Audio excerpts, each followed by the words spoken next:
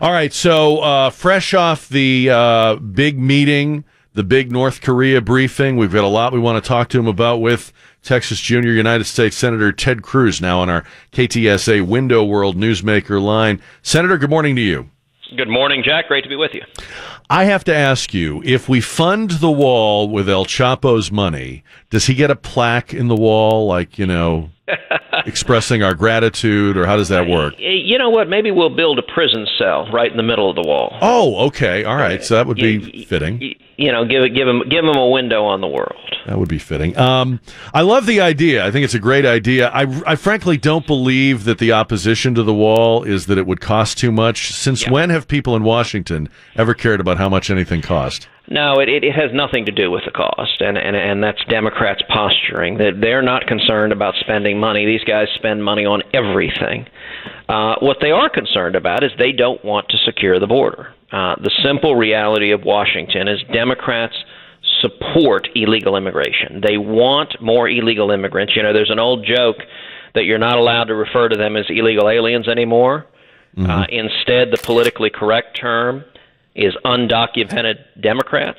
There you go. Okay. That's the sad reality of politics, is that the reason that Chuck Schumer and the Democrats are fighting against building the wall is they want the border to be unsecured, and that's not in the interest of Texas. It's not in the interest of this country. We need to know who's coming into this country. We need to be sure that we're not letting criminals in, we're not letting terrorists in, we're not letting people with violent felony records in. Instead, we should be embracing legal immigrants, those who follow the rules, wait in line, and come here seeking the American dream. Talking with Senator Ted Cruz on KTSA. What was your main takeaway from the North Korea briefing? Well, it is a very dangerous situation. I think the Korean Peninsula right now is the most dangerous place on the planet. And you have an unstable dictator who's unpredictable, who's mentally unstable, and he's got a significant arsenal of nuclear weapons. And that is a very bad and very dangerous combination. Hasn't all of that been true for a long time, though? It has, but he continues to make progress testing nuclear weapons, and in particular working on miniaturization, trying to make the nuclear weapons smaller so that he can develop a warhead, and he's also testing ICBM, intercontinental ballistic missiles. He wants to put a miniaturized nuclear warhead on an ICBM that can be used to strike the United States, and that poses a very serious threat. How much confidence do you have in the old notion that whenever this got to a serious point, China would be the ones to take care of it because it's on their doorstep? Well, there's no doubt China has enormous influence over North Korea, more than anybody else does. And I will say I am cautiously encouraged that it appears that President Trump made some meaningful headway with President Xi when they were meeting together at Mar-a-Lago, in that in recent weeks China seems to be doing, at least exercising some of its influence and power to try to rein in North Korea. I remain very skeptical that China will prove helpful, but they clearly can be if they can be persuaded to be, and I'm encouraged that perhaps they are. What was your reaction to Secretary Mnuchin's presentation on the tax cuts yesterday? This is stuff that we've heard before, but it's being presented to a public that's probably less economically literate than in the 80s or the 60s or the 50s, right? Well, I'm very glad the administration is pressing forward with tax reform and tax cuts as a key priority. Jack, to my mind, there are four big priorities for 2017. Number one, ensuring principled constitutionalist on the U.S. Supreme Court, and confirming Neil Gorsuch a couple of weeks ago was a major, major victory.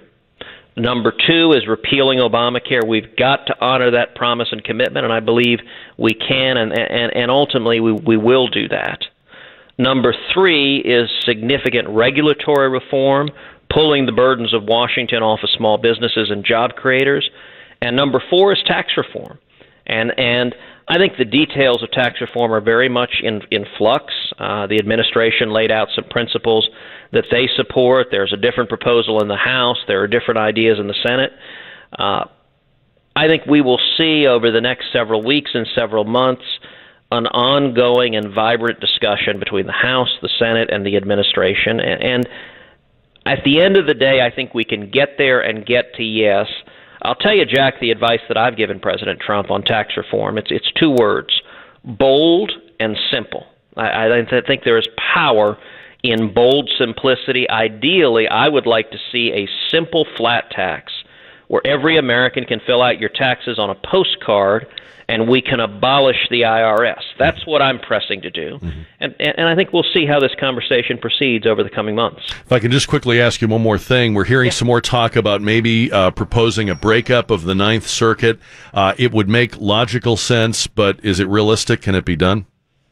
I think there's certainly a possibility. The Ninth Circuit is the largest federal court of appeals. I think many of the western states are weighted down by California. California has a ton of very liberal, left-wing judges that they put on the Ninth Circuit, and I think a lot of the other western states would love to be freed from that corrosive left-wing influence. And so I think that's a topic I could easily see the Judiciary Committee taking up, and we'll have to see whether we got the votes to do that or not. Senator Ted Cruz, appreciate your time this morning. Thanks for coming on with us.